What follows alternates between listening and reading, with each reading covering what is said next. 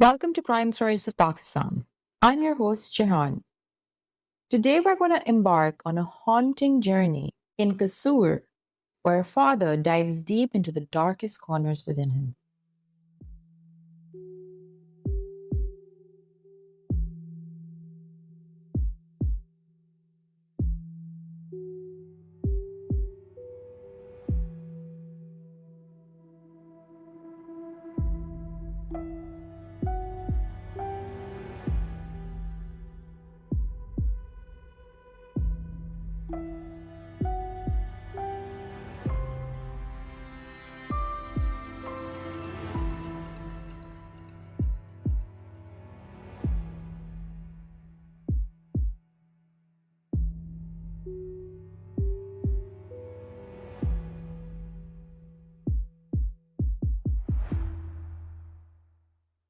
In the serene village of Panju, nestled in the Kasur district of Punjab, Pakistan, resided what appeared to be a happy family headed by Muhammad Azim.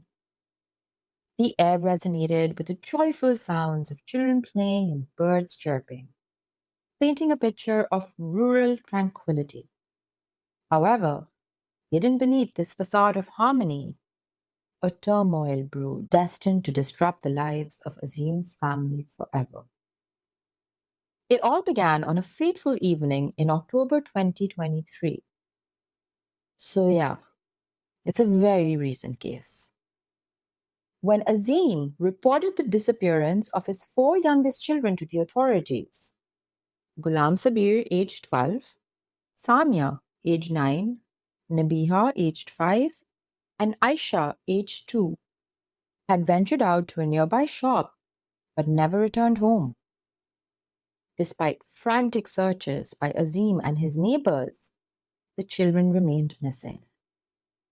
Azim feared his children might have been abducted by unidentified suspects. As the investigators probed deeper, inconsistencies emerged in Azim's statements.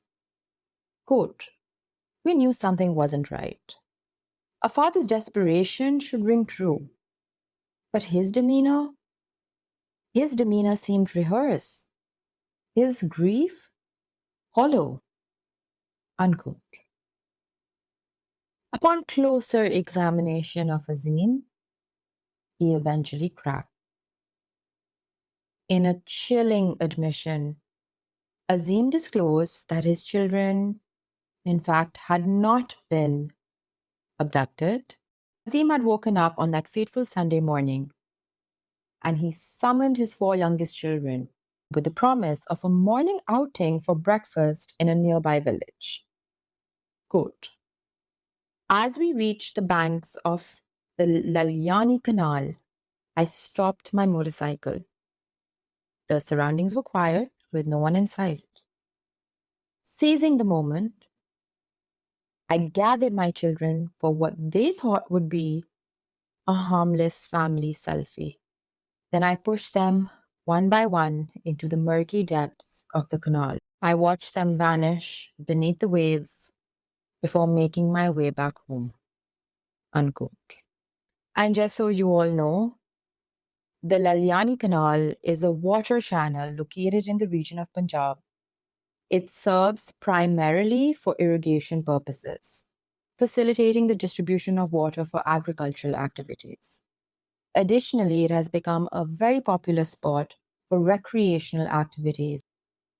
So, coming back to the case, in short, Azim admitted to deliberately drowning his four children. Lahore Operations DIG Ali Nasir Rizvi addressed the media, shedding light on Azim's psychological state.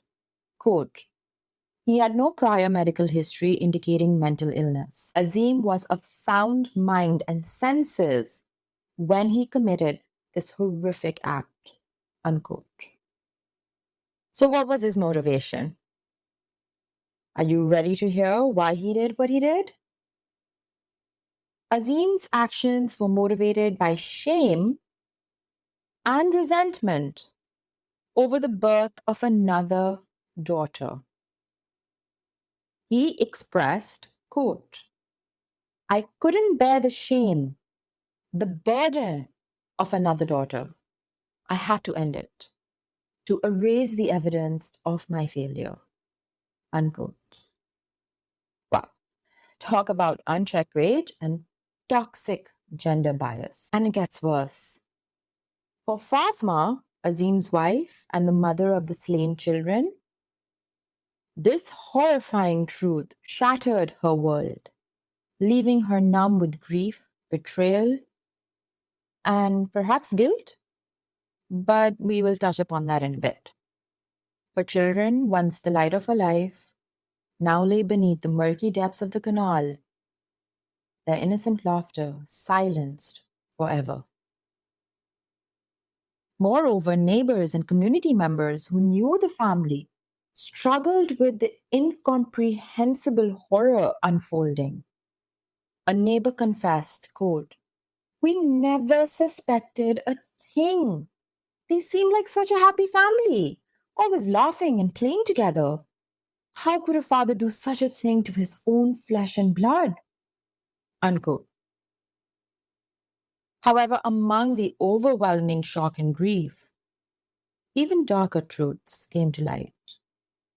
DIG Ali Nasir Rizvi, accompanied by DIG Investigations Imran Kishwar, addressed the media revealing that Azim's act wasn't simply an outpour of frustration, but rather a calculated attempt to conceal his involvement in morally degraded acts. Major trigger warning. Allegations surfaced that Azim had committed acts of sexual abuse against his daughters. Yes, you heard that right. Azim had sexually abused his own blood. And remember when I mentioned that Fatma, his wife, perhaps was feeling guilt? So, what was as disturbing as this allegation about Azim was the fact that Fatma was aware of this abuse and had been for the past 6 months. But despite her knowledge, she remained silent. Obviously, questions swirled around Fatma's silence. Why did she not take action to protect her children? Why did she allow their suffering to continue? Fatma's lack of decisive action leaves me repulsed and extremely infuriated. Look, I can understand how profoundly difficult it is to grasp the notion that a father, a supposed guardian and protector, could commit such acts against his own children. I'm not naive. I know it does happen more often than we want to admit. And it may be incredibly difficult to comprehend. But Fatma was aware of his actions, and this awareness was for a prolonged period. So it just raises troubling questions about her response, or lack thereof, of protecting her children from harm. The disturbing complicity of the mother, who opted to stay silent despite being aware of the abuse, leaves me utterly baffled. So when your father and mother have both failed you, who do you turn to?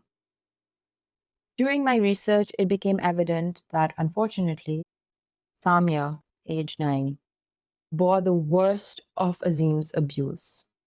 While her pathetic excuse of a mother chose silence, Samia confided in relatives outside her immediate family. And we don't know how they responded. That she spoke up, that kind of courage is incredible. So we don't know the exact reason for Azim's decision to drown his children. I mean, maybe it's possible that Samia's courage in speaking out unsettled him. Maybe her allegations gained traction among relatives, which sparked fear in Azim's mind. It's possible that Azim's attempts to dismiss Samia's accusations could have intensified her resolve to expose the truth.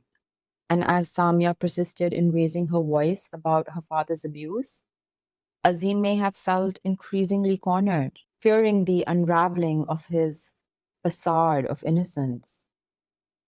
So, in a desperate bid to silence Samya and quash any further scrutiny, Azim made the decision to end her life, hoping to bury his crimes along with her in the depths of the canal. Moreover, Azim's sinister calculations might have extended to his other daughters, who were too young to comprehend or articulate their experiences of abuse. Recognizing that Samya's outspokenness could potentially inspire her younger sisters to speak out in the future, Azim may have perceived eliminating all potential witnesses as his sole means of evading exposure. I mean, faced with the prospect of multiple daughters accusing him, how can you escape that?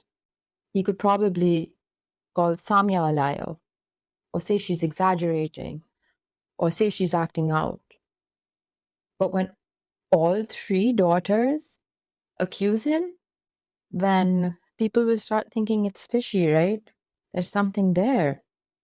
So Azim's twisted logic dictated that eradicating all evidence of his crimes was his only solution. In his perverted perspective, the sacrifice of innocent lives appeared to be a small price to pay in order to preserve his illusion of control and evade accountability for his monstrous actions. It's a gut wrenching testament to the depths of depravity to which individuals will sink to protect their own interests, regardless of the human cost. And again, these are just speculations.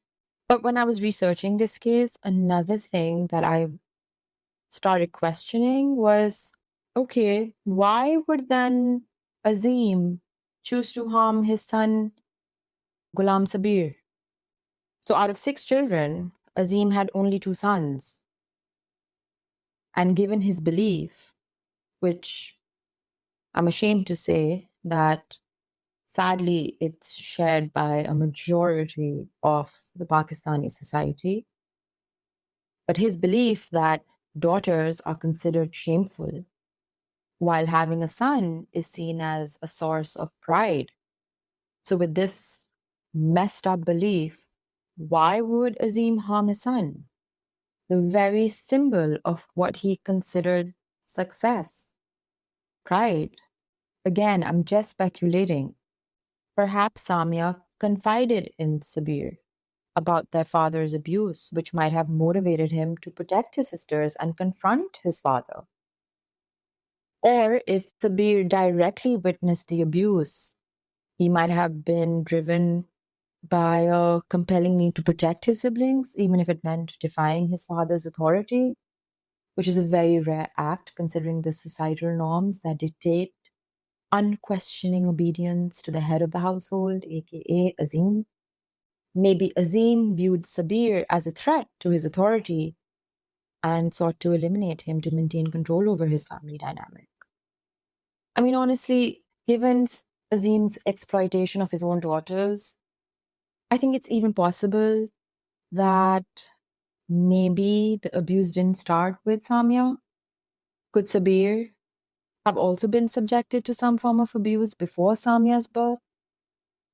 But I just have to say that this disturbing manifestation of selfishness and cruelty underscores the appalling depth of Azim's wickedness and the tragic outcomes of pervasive toxic masculinity within society.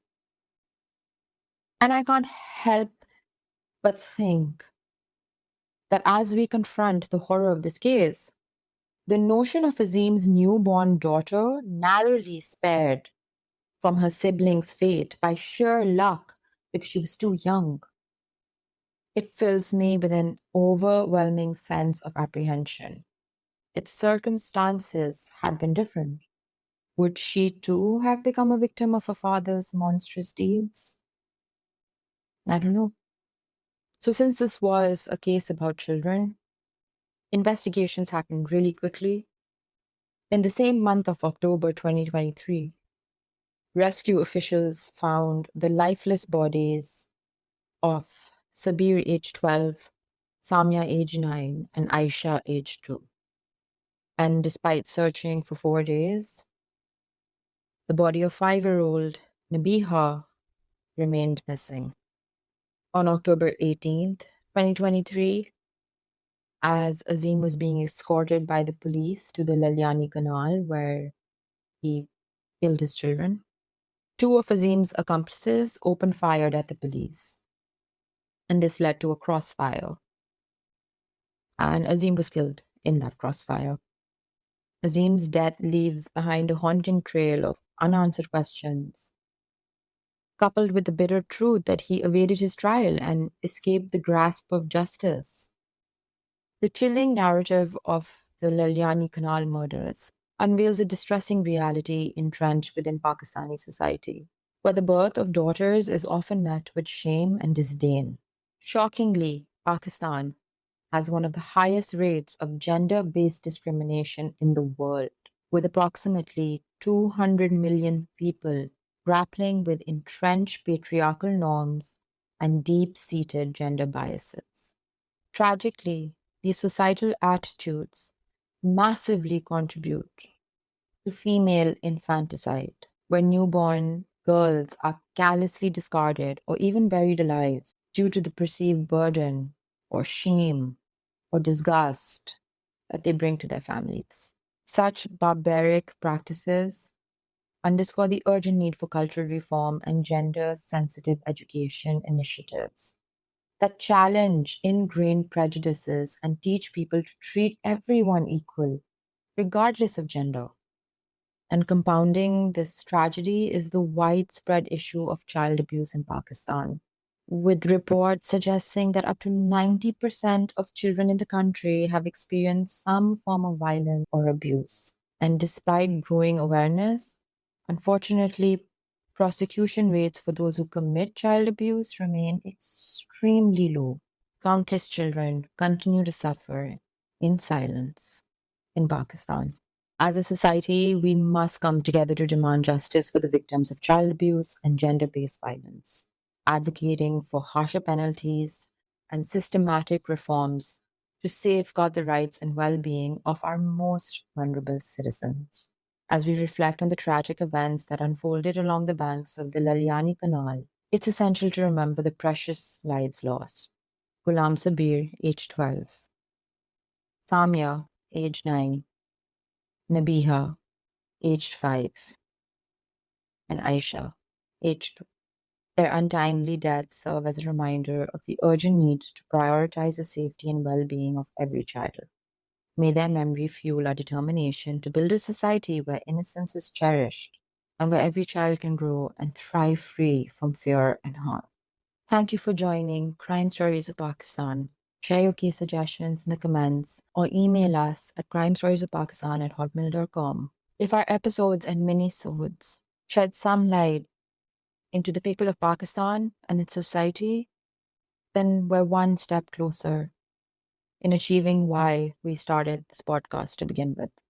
Please leave a review, a rating, and share those episodes that you know need to be voiced and heard by all. Until our next episode, be vigilant, avoid trouble, but keep your curiosity alive by tuning into Crime Stories of Pakistan with your host, Jehan Anas. Bye.